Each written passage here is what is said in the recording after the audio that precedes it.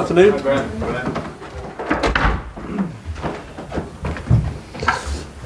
Cold in here.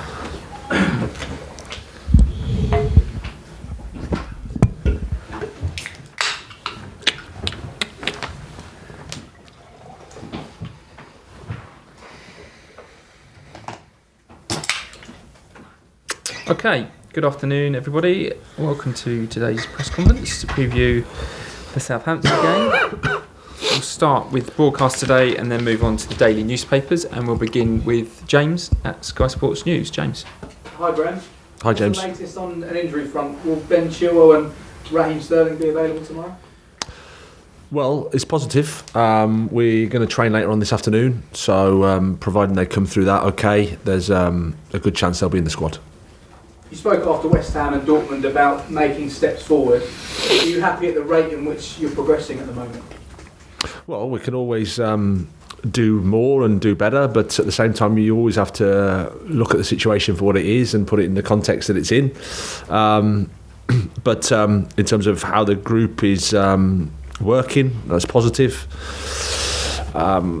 I thought the Dortmund performance away from home, given the context of the competition, the opponent, the environment, was another step forward. But we have a different challenge again at the weekend because we're at home against a Premier League side. So we have to make sure we're ready for that.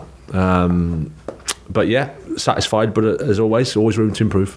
And in terms of tomorrow's match, you start 10 points off the top four. Is it a game that you simply need to win to keep alive the hopes of qualifying for the Champions League via the Premier League? Well, I think it's a game that we want to win because we're playing at home. We want to win. It's as simple as that. As I've said before, there's no point thinking about 4 months away. We focus on the next match, which is Southampton. So, as we know from earlier in the season, and in any game you play in the Premier League, it's always complicated, always tough. So we have to be ready for that challenge and play at home, try to take the 3 points. Marc Cucurella is clearly going through a really difficult time at the moment. Reports suggest that his house was broken into shortly after joining the club. Yeah, that's true, yeah. Was it disappointing to hear him being booed by the Chelsea fans in Dortmund on Wednesday? I didn't hear that, to be honest. There was 80,000 people there, so I didn't hear any of that. Only one goal in the last 4 matches. Pierre-Emerick Aubameyang appears to be the only out-and-out striker fully fit at the moment. What does he need to do to get himself back into contention? And do you see him having a role to play this season? Well, we've David Fofana as well, who's a centre forward that we've signed, who's a young player with potential, we feel. And there's also other forwards, but of course Pierre's in our squad. He's remained an important player for us. He's worked hard. He knows the situation at the moment, but nothing's set in stone. His attitude has been really, really good, and we'll make an assessment as we go forward. And finally from me, what's your understanding on the situation around Mason Mount's contract at the moment? Reports suggest a bit of a stalemate when it comes to negotiations. How keen are you to tie into a new deal at the club? Well, I think it's always complicated. There's always negotiation. It's best that I leave it between Mason and the club. It's that's the best way for that to be dealt with, as far as I'm concerned. He's been fantastic to work with. An important player for us, and of course I hope it gets resolved quickly. Vaishali, PLP. Hi Graham. Hi. Obviously Ben started in midweek, but how important is it for you to manage his return back from injury? Yeah, that's the challenge for us at the moment. He had 30 against West Ham, 60 against Dortmund, so the decision will be based on how he recovers today and how he reports, and we'll make that call probably tonight or tomorrow as to the extent that he can play. But it's certainly something we have to be mindful of. And one on Southampton, what challenges arise when you're about to take on a team without a permanent manager at the helm? Well, you're not sure at all how they're going to go. Anything can come at you pretty much because you've got a caretaker manager and they've had a week to prepare some ideas. What's happened before is no reference really, so that's the challenge for us. We have to then focus on ourselves and focus on what we're doing well, and then prepare and make sure we're ready for the challenge, because I think there's a big challenge coming our way. Alex, BBC. Hi, Graham. Hi. Your team's creating a lot of chances at the moment, which is obviously a positive for you as a coach, but aren't taking them. So is there a point you can't really start praising them for creating the chances, that they need to take them, or do you need some luck, or is it kind of a mixture of all of that?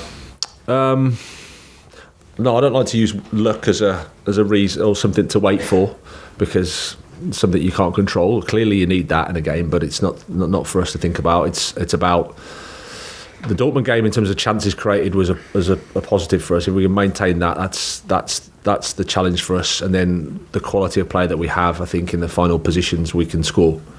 The criticism for us, I would say, and the fair criticism, and something that we've been looking to improve over a period, is we haven't attacked as well as I'd like us to. And attacking well means creating chances, sustaining chances, good chances how we want it to look.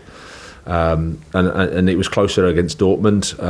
Good in the first part of the game against West Ham, but the challenge is always to do it over the 90 minutes. It's not as simple as that, of course, because it's a Premier League and there's an opponent there, but that's what we need to do. And you mentioned you've got players coming back like Ben Chilwell, Raheem Sterling, and a positive performance. You said there's a step forward against Dortmund. Do you feel that with time things are getting closer to where you want to be, till you get that performance over that 90 minutes? Well, yeah, we feel there's progress, but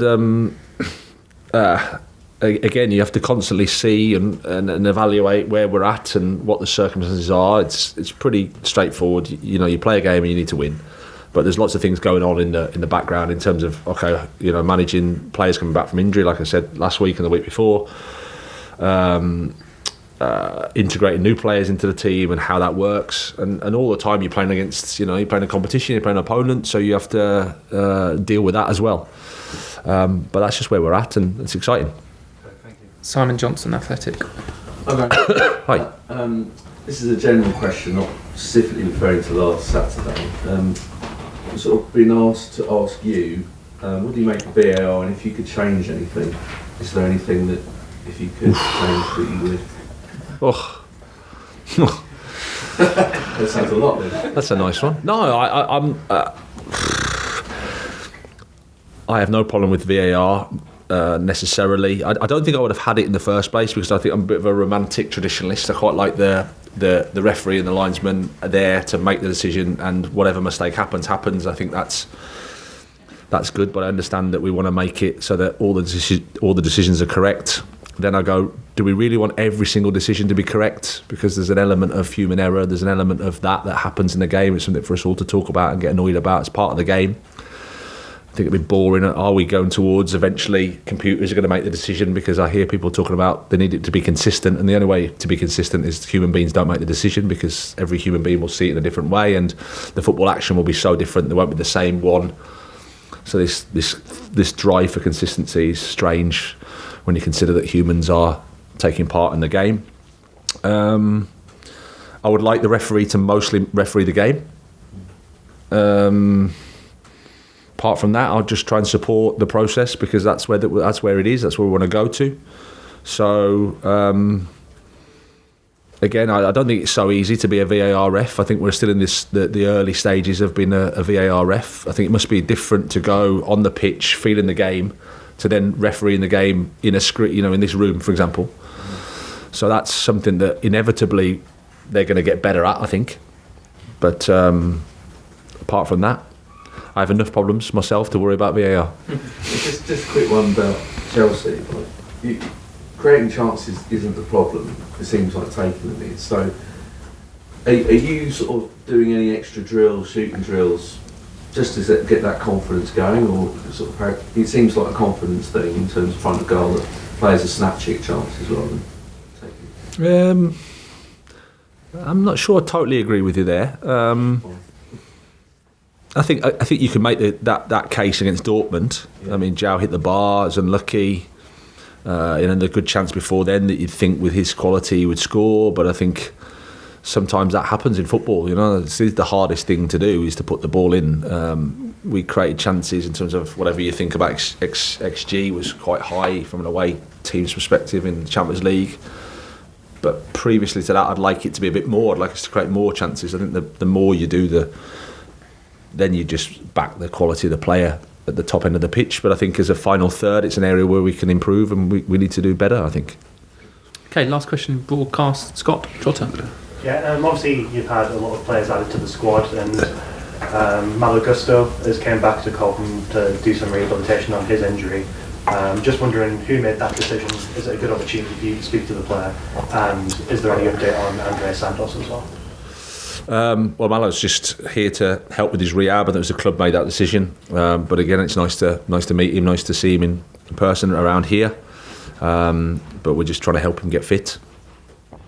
And Santos is still in the same place. I think we're looking at what the options are for him. Okay, in the broadcast section. Excuse me. Cameras off, please.